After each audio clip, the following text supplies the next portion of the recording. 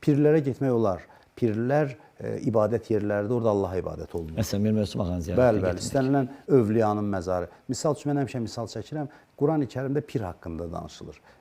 Həzrət İbrahimin məqamı var, ayaq izi və Kəbənin kənarında qoyulub və Quran deyir ki, namazınızı onun arxasında qılın.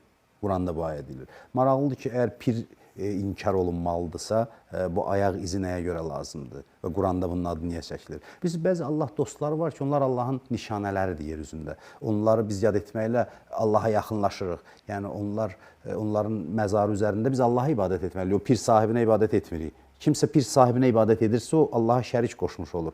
Amma bir insan Allah dostlarının məzarının üzərində Allaha ibadət edirsə, deyə bilərsiniz, birbaşa ilə başqa yerdə də eləsin. Fikir verin, Quran da deyir ki, İbrahimin məqamının arxasında. Çünki bilirsiniz, bəzi insanlar var ki, onlar Allahı bizə xatırladıb, dini yaşadıb və Allahın dostlarıdır. Və Allahın dostlarına sayğı Allahın özünə hörməti ifadə edir.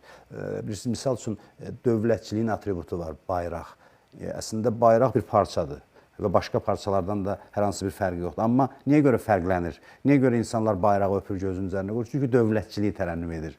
Və eləcə də bir insan, məsələn, hansısa Peyğəmbərin, imamın məzarını öpürsə, gözünün üzərində qoyursa, bu ona Allaha şərik qoşması deyil. Bu daşa ibadət etmir. Bu sayğısını ifadə edir. Necə anaya, məsəl üçün, övladından məktub gəlir, öpür, gözünün üzərində qoyur. Necə Quranda qeyd olunur, Yusifin köynəyini Yaqub gözünə çəkdi və gözü şəfa tapdı. Bəzilərinin məntiqicə bu da Allaha şərik qoşmaq olar. Çünki bu bir parçadır. Bu sevgi ifadəsidir. Amma ifrata gedəsən, orada ağaclara pənah aparasan, əsası olmayan hansısa daşların üzərində oturub nəsə dua edəsən, bunların heç bir əsası yoxdur və bu xurafatdan biz inancımızı təmizləməliyik. Amma o ziyarətgahlar həm bizim tarixi, mənəvi irsimizdir.